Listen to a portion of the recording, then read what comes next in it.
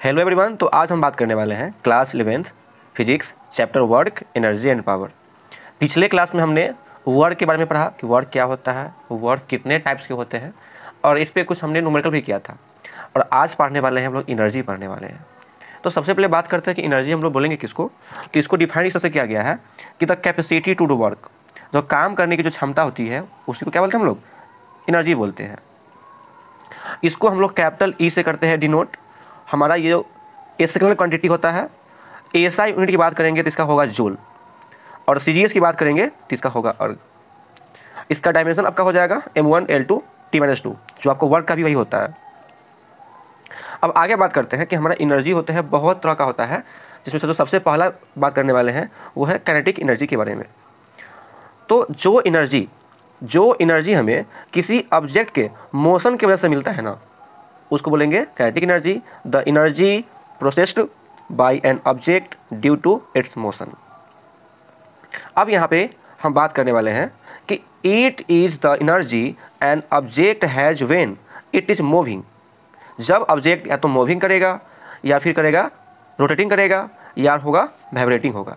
Example की बात करेंगे, कार मूविंग करता है, बॉल रोलिंग करता है, एक प्लेन फ्लाइंग करता है, विंड मिल जो होता है, ये सब जो वर्क किस पे करता है, ये सब वर्क तभी कर पाता है जब इसमें काइनेटिक एनर्जी प्रोड्यूस होती है। अब बात करते हैं कि काइनेटिक एनर्जी को हम लोग किससे करते हैं डिनोट। तो काइनेटिक एनर्जी को हम लोग करते हैं डिनोट के ई से करते हैं। और हमारा काइनेटिक एनर्जी जो डिपेंड होता है वो होता है मास पर और वेलोसिटी पे। अगर हमारा मास इंक्रीज करेगा तो वैसे केस में काइनेटिक एनर्जी क्या होगा, इंक्रीज। और साथ में यहाँ पे दिया हुआ है वेलोसिटी, अगर मास भी करेगा इंक्रीज और उसका जो वेलोसिटी है वो भी करेगा इंक्रीज, तो क्लियर सी है ना कि काइनेटिक एनर्जी क्या होगा, वो भी होगा इंक्रीज। बात करते हैं इसका फार्मूला का, तो ये होगा आपका हाफ mv²। और एक काम और करने वाले हैं हम लोग अगले वीडियो में, ये kinetic energy equal to half mv² ये करने वाले हैं प्रूफ।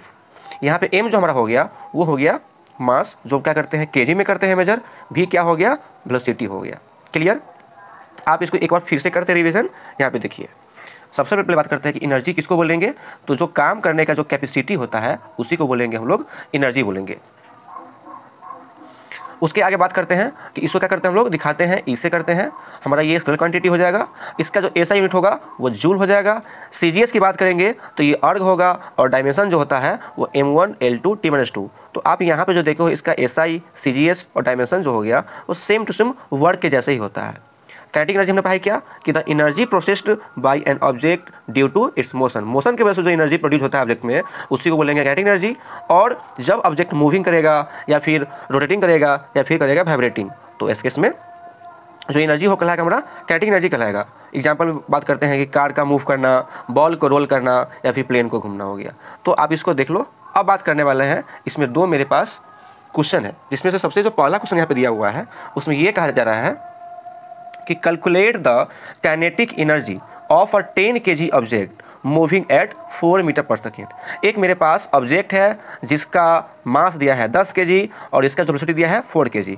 तो हम जानते क्या है कि काइनेटिक एनर्जी इक्वल टू होता है 1/2 mv²। तो यहाँ पे 1/2 m दिया हुआ है 10, v दिया हुआ है 4, तो 4 का हो गया स्क्वायर, 2 से करेंगे कट, ये हो गया 5, तो हो गया हमारा 5 × 16, ये हो गया 80 जूल हमारा क्या हो गया, तो एनर्जी हो गया हमारा।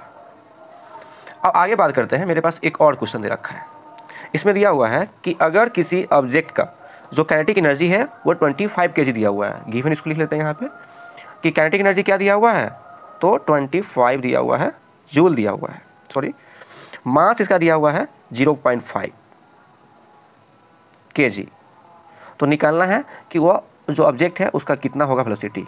तो काइनेटिक एनर्जी इक्वल टू जो फार्मूला होता है वो होता है हाफ mv²। काइनेटिक एनर्जी यहाँ पे दिया हुआ है 25 जूल, यहाँ पे लिखेंगे 1/2, m दिया हुआ है 0.5 और यहाँ पे लिखेंगे v का स्क्वायर। 25 से जब इंटू करेंगे 2 में, ये हो गया 50, और 50 से करेंगे डिवाइड 0.5 से, यहाँ पे हो गया v², और यहाँ पे v इक्वल टू हो जाएगा जब इसको करेंगे कट, तो हमारा यहाँ पे क्या हो जाएगा, 100 हो जाएगा। तो ये हो गया हमारा 100, यहाँ हो गया v इक्वल टू √100, तो हमारा जो v हो गया क्या, 10 मीटर पर सेकेंड।